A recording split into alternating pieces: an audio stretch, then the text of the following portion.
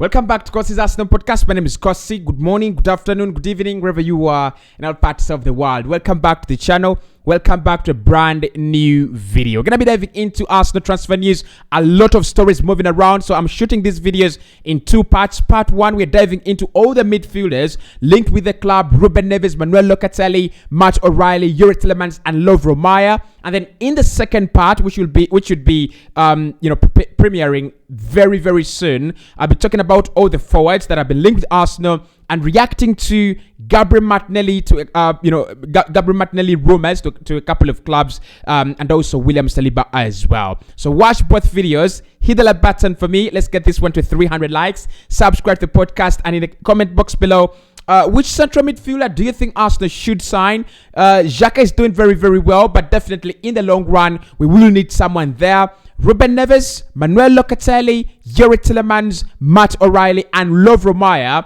are the names that are being fronted currently as players that the gaffer is looking at. Mikel Arteta is very cautious of players who join his project. So at least we are covered on that. If we're gonna sign in someone, he's going to be super good. So in terms of a central midfielder, not a defensive midfielder, so we're not talking about the likes of Moses Caicedo. We're talking about a box to box. We're talking about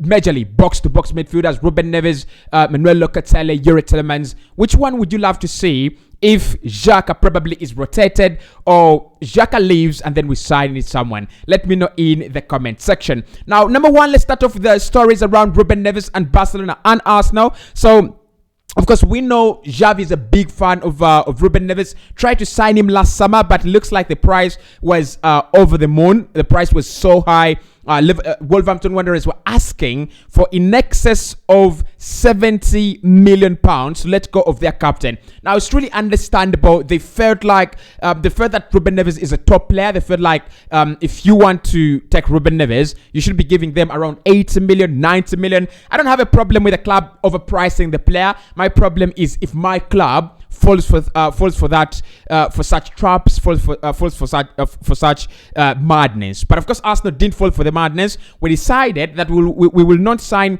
a central midfielder last summer. We will wait until either we get someone on a free like Tielemans next summer, or until players like Ruben Neves have had their prices cut down. Now, reports are indicating that Barcelona will try to sign Ruben Neves in either January or in the summer, and Arsenal is the other club that is trying to stop that deal happen. Mikel Arteta is a very big fan of Ruben Neves. Kossi is a very big fan of Ruben Neves as well. So it's going to be a very tough one. It's going to be a very interesting one. But what I'm going to say about Barcelona and Ruben Neves, just first and foremost, is they have Frankie de Jong, they have Stephen Kessié. Is it Stephen Kessié or Frank Kessié? I think Frank Kessié. So they have Frank Kessié, they have Frankie de Jong, they have Sergio Busquets. I'm not really completely sure they will spend in excess of 70 million on another central midfielder. Now, the good thing with Ruben Neves is he can play in that holding midfield role, and I know it's the reason that's why Mikel Arteta wants him. You can play him where Thomas Partey is right now, in that single midfield pivot. Try to dribble. He's a very good guy at dribbling. Has a very good passing range as well. But most importantly, one thing you love about him is his defensive ability. Strong guy physically. He's a leader as well. Has those leadership skills, and only very young at 25 years of age. I can't believe this guy has played in over 6 Premier League seasons already. At only 25, he's captaining Wolverhampton Wanderers and has played over six Premier League campaigns. For me, look, there's so many advantages with getting Ruben Neves. You can play him alongside Thomas Partey. It will work out very well. He's got those abilities to go up, to go forward. Probably not the biggest dribbler, but of course, Xhaka is not also the biggest dribbler. But his passing is very clean. His passing is very neat. So Mikel has been a big admirer of this guy, according to The Athletic. They wanted him last summer. We didn't get him. We wanted him last summer before that. We didn't get him as well. In my opinion, if Arsenal trying to sign in someone who is a little bit double-edged, trying to hit two birds with one stone, Ruben Neves is the guy. play him in that defensive midfield role or holding midfield. He's comfortable. He breaks play very well, and he progresses the ball very well. I've talked about his passing range and his passing abilities. And then if you played him as a central midfielder, literally you're asking him to score for you those bangers outside the penalty area, just like we saw one from Thomas Partey. He does that a lot of the time. And then also, look, creativity, I'm not really going to lie, I don't think is the biggest aspect of his game. So I really cannot say, well, he's very, very creative and he's got these, big attributes to this game. But I would say, if Arsenal want to bring in someone serious, someone who's durable, this guy literally doesn't pick up injuries. Ruben Neves is like a metal. I would sign Ruben Neves. The question is, how much is he gonna cost? He's not English, so there is nothing like a premium. So I don't expect Arsenal to pay 70, 60. The highest for me should be 50. His contract runs down in 2024. Sorry, that means this summer his contract will be left with 1 year, and that is the perfect opportunity. That is the perfect chance. If he extends his contracts with Wolverhampton Wanderers, I'll be very surprised, because I think, as with his agent and as a player as well, they will understand this is your perfect opportunity to get out of Wolves and play for take on a bigger challenge. Man United, probably Chelsea, probably Barcelona, probably Arsenal. One of those big clubs should be Ruben Neves' club next summer. So Mikel Arteta is a big fan. I don't think Barca will sign him, in my opinion, unless Sergio Busquets moves on, and then Frankie de Jong moves on as well. But I've seen the connection. I've seen the science between Xavi and Frankie de Jong. Is getting better. I think that's very, very good news for Barcelona fans, because we know the ability Frankie de Jong has on the ball as a holding midfielder. And honestly, the way that holding midfield role has been revolutionized, I think Ruben Neves is a perfect guy for the role. You look at what he's doing at Wolverhampton Wanderers. Literally the same kind of style. They're possession-based.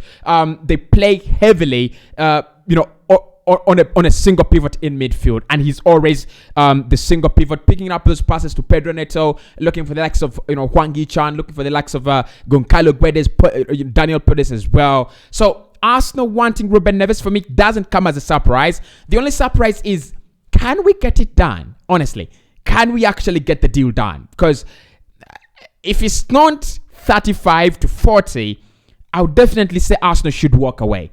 That is my opinion. 1 year left on his contract. It should be 35 to 40. If Wolverhampton Wanderers will settle for anything in that region, I would definitely take Ruben Neves. I feel he's better than Douglas Luiz by a mile. And I mean this. He's better than Douglas Luiz by a mile. I've seen him play for Portugal in that role, and he's absolutely sensational. So for me, Ruben Neves, the correct guy. The correct name for the right team. I hope Mikel Arteta can pull this one off. Now, Manuel Locatelli is the other name that has been held in conversation alongside with Arsenal name.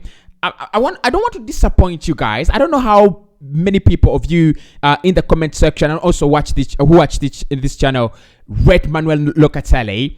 I honestly don't rate Manuel Locatelli that big. I'm sorry. I don't rate Manuel Locatelli that big anymore, actually. Look, I was a very, very big advocate of him signing for Arsenal last summer. I think it was last summer, but 1 or 2. That was in 2021 after the Euros, okay? Had a very, very good Euros. Had a very good season, prior to the Euros with Sassuolo. Juventus was always his preferred destination. He's gone there, and for me, things have actually not worked out.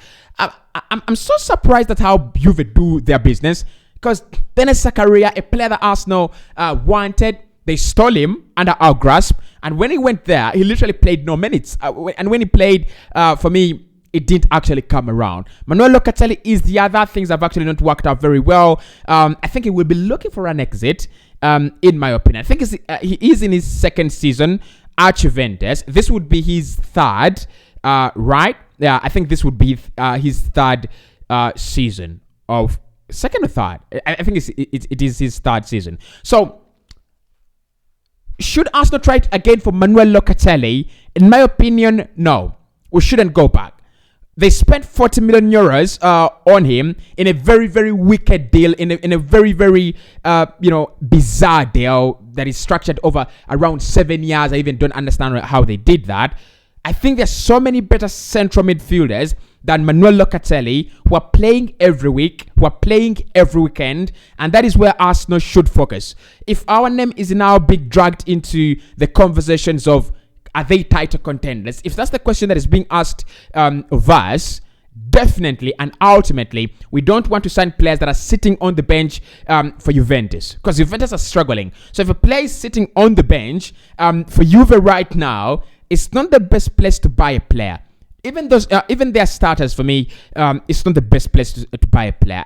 Look, I think Locatelli is a quality player, but for him to, if he were to go away from Juve, I would say he goes back to Sassuolo, he goes to Fiorentina, he goes to Udinese. Those are the clubs where he needs to go, revive his career, revive his form, and then come back to the big scene. Now, he's only 24, I think, 24, 25. There is no doubt he's only in his earlier days of his career.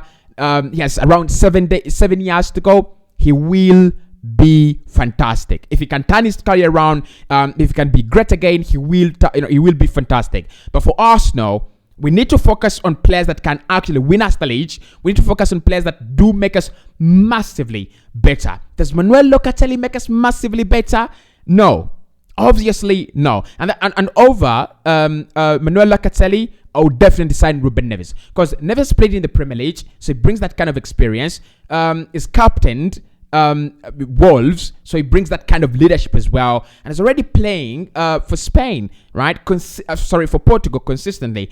Again, more exposure, more game time, more experience, playing again around these big names, the likes of Cristiano Ronaldo, the likes of Joao Felix, the likes of Matthias Nunes. So I feel Manuel Locatelli, and Fabrizio Romano also spoke about it, and he said, I had information that Manchester United, Arsenal, and all these clubs were interested in Manuel Locatelli in 2021. But right now, 2022, no. The summer of 2023, there is no information that Arsenal are in contact with the representatives of this guy. So Italian media, for me, piece off.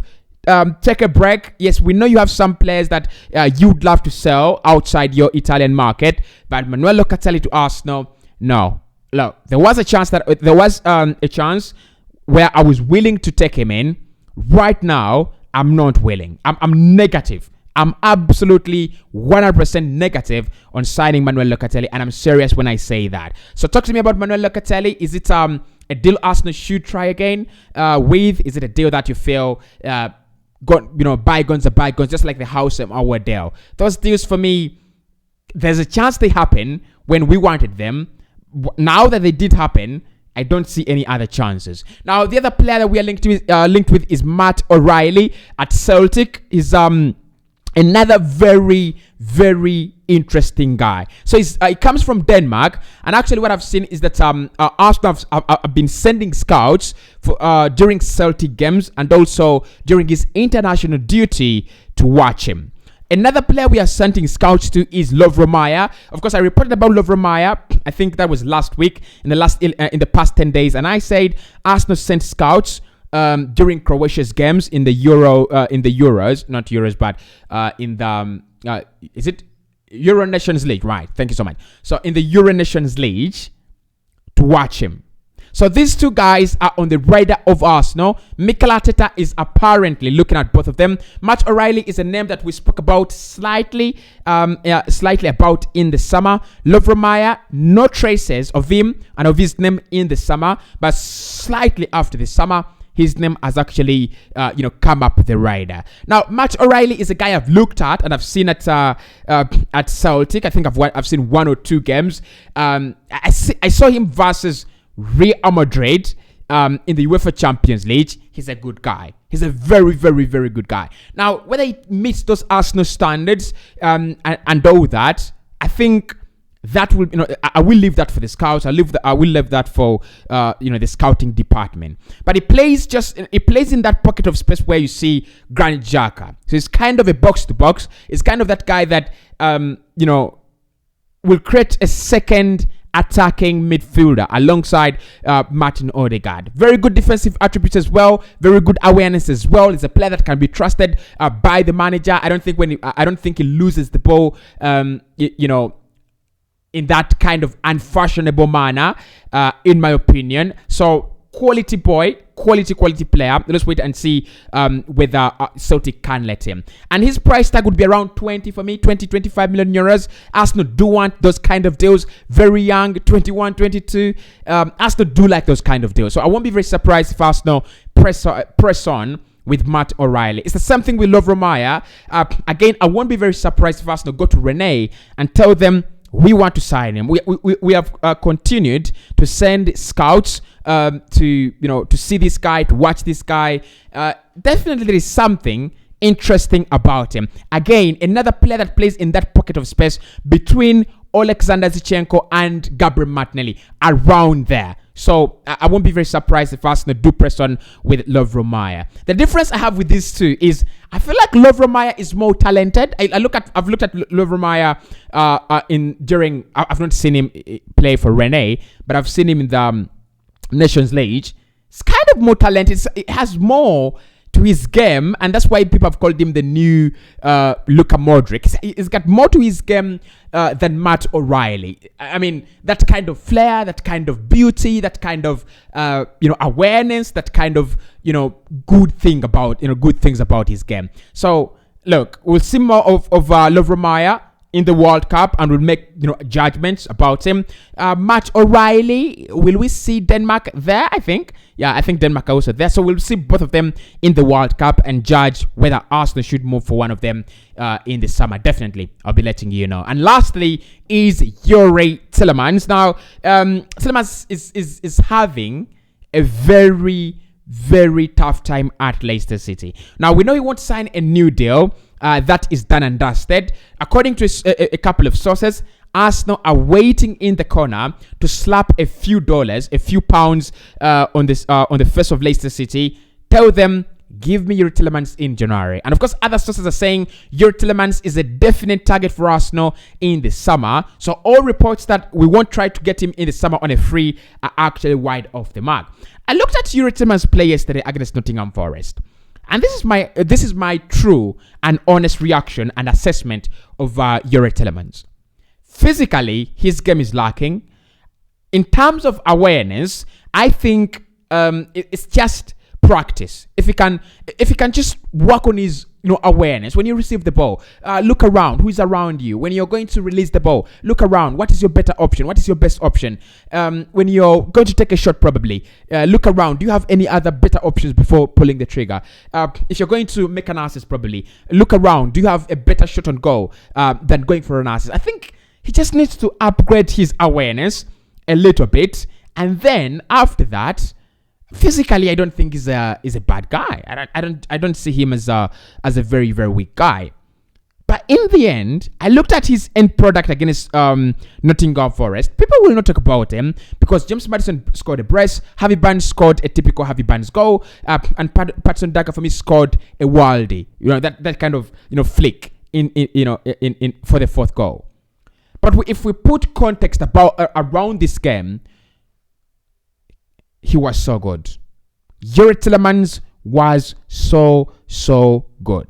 And I don't believe Arsenal wanted him as a priority, and there was nothing that limited us from signing him. There was nothing bad in terms of our relationship, and Arsenal will not go back. So I feel in the summer, Arsenal will try again for Youri Tielemans, and it's gonna be for free. He's doing, for me, if you put him where Xhaka is right now, just take those heavy defensive, burdens on him and task him with ball distribution, game control, and then creating chances from those half spaces. He's very, very, very good. Probably not to the levels of Kevin De Bruyne, but I look at him as a Kevin De Bruyne. I look at him as a player who can be that Kevin De Bruyne. Create those, half crosses from those inner spaces. Very, very good at that. But anyway, talk to me about that guy, Youri Tielemans. Is he a guy that you want to see Arsenal sign in the summer, probably in January as well? So part 2 is about forwards. Mikhailo Modric, Cody Gakpo, and Martinelli, and of course a couple of other names that I'll be speaking about. See you soon.